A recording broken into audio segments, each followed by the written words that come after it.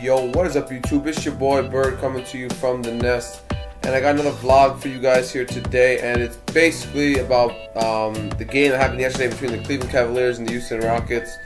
Now, the reason why I'm talking about this game is because it was a very exciting game to watch, and there were a lot of things that happened within the game, and basically LeBron James, he played a good game. I mean, he had 37 points.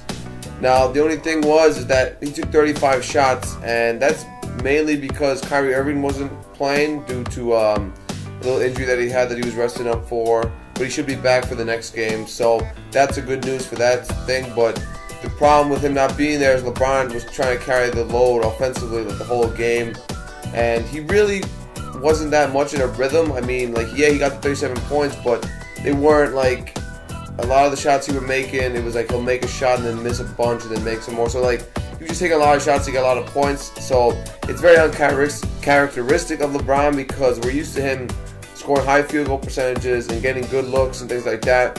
But he really wasn't in a good flow in the game, and he was really doing his best to try to get his team to win. But the one thing that really hurt him in the game was his free throw shooting, and I'll talk about that in a sec. But on the other team, though, you had another guy in James Harden, who he's kind of the favorite right now for MVP race, just because of how he's playing and how his team is doing.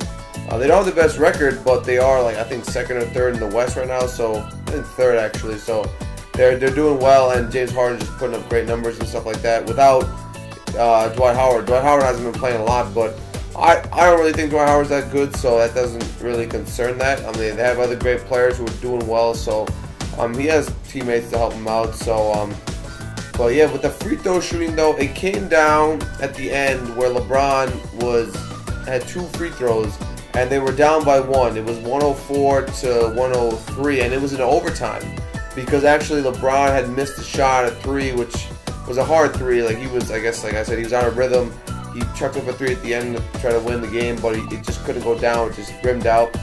But yeah, so they get to overtime, and they come back from being down a bunch to get to that situation, and it was good that they got to overtime, and I thought they could have won it, but it came down to LeBron having two opportunities to either tie the game or win the game, and he wound up missing them both. And when you look at his free throw percentage at the end of the game, it was just terrible. He shot 3 of 11, which is, I mean, he's known to not really have the best free throw percentage. I mean, he shoots for his career probably 74, 75. But for a guy of his level, you would think, I mean, usually 80 or above is good for a player. I mean, when you're exceptional level, you're 90 or above, or 88 or something like that. But yeah, 80 would be great for him, but that's just something he has to work on. And most nights he really isn't that bad. It's just he just wasn't in a rhythm, and especially that last situation there, he couldn't knock him down. Who knows, man? If they would knock him at least one down, they could have went to another overtime, maybe won the game. Or like I said, if he hit them both, then the Rockets would have missed a shot, because there was only 4 seconds left.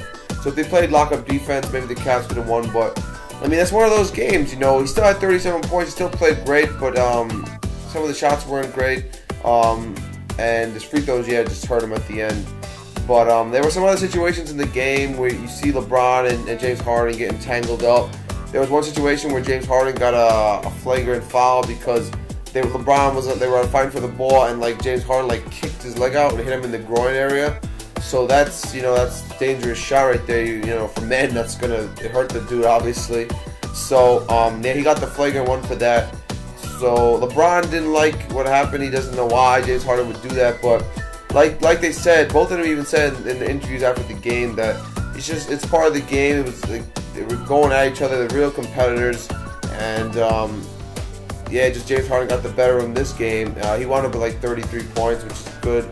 He shot a good percentage, and he got to the free throw line. That's something James Harden does really well. Personally, I think he gets a lot of calls as well, because he do be throwing his arms out and just getting hit in the arm when they call foul. But I mean, he's just really good at faking the ball, keeping the ball out there where guys will reach for it, and he gets a lot of calls that way. But yeah, he's up there in the MVP race. But hopefully LeBron, like he said, this is not going to happen again. Hopefully it doesn't. I'm sure he's not going to shoot that bad again from the free throw line. Hopefully next game he comes out with a vengeance and tries to go at people, get fouled, go to the line, knock them down. Because I've seen games LeBron knock down 10 out of 10 from the line, and I know he can do it.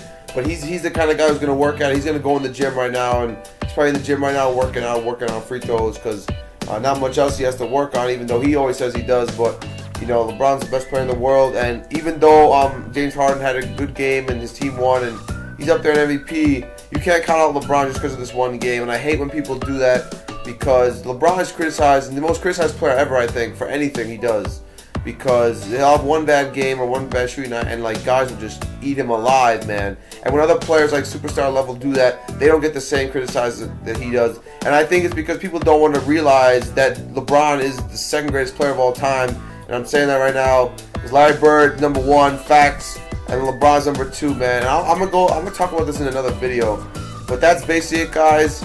Don't worry about it, LeBron. You the man still. You're going to get over this shit, and the Cavs are going to do well, and hopefully the fucking Rockets get knocked out in the playoffs because they fucking, I don't know, man. I hate when people, like, diss my man LeBron like that, and that's basically it. So as I always say, stay up easy. My name is Jeff.